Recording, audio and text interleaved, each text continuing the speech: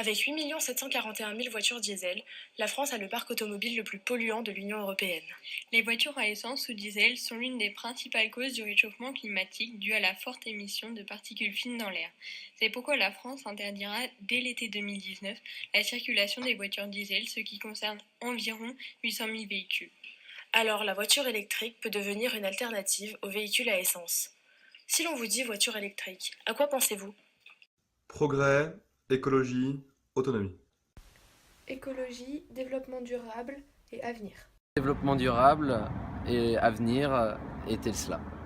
Technologie, énergie nucléaire, puissance. Dans quelle mesure le modèle de voiture électrique peut être un pas supplémentaire vers une société durable ? Nous verrons l'intérêt qu'offre une voiture électrique par rapport à une voiture à essence, puis dans une seconde partie, que ce nouveau modèle comporte cependant des limites. À votre avis, quel est l'endroit où l'on retrouve le plus de voitures électriques ?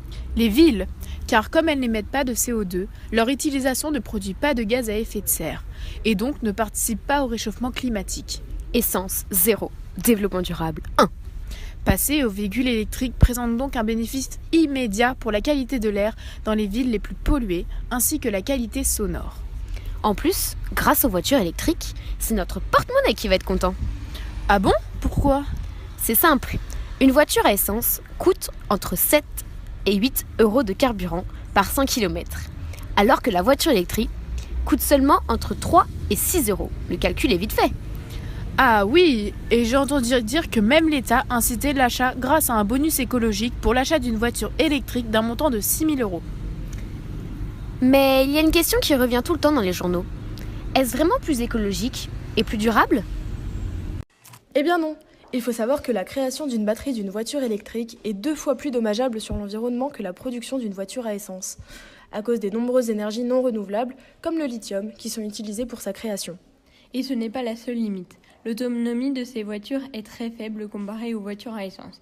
Il faut les recharger environ tous les 200 km. Donc même si le coût de la recharge est moins cher que le prix de l'essence, la faible autonomie des véhicules peut être un frein, surtout qu'ils sont chers à l'achat. C'est pourquoi on ne trouve qu'environ 22 000 véhicules électriques vendus sur plus de 2 millions en une année en France. Exactement. En plus, les bornes de recharge ne sont pas présentes n'importe où. T'imagines, toi, tomber en panne sur l'autoroute ?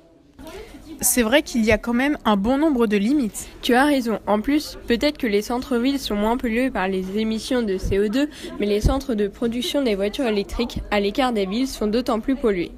En fait, avec les voitures électriques, on ne fait que déplacer la pollution. Tu as bien résumé. Les voitures électriques peuvent être une des solutions contre la pollution de l'air et participer au développement durable. Mais elles ont aussi leurs inconvénients. Alors, si quelqu'un a une idée pour produire des batteries sans polluer, n'hésitez surtout pas, on est preneur.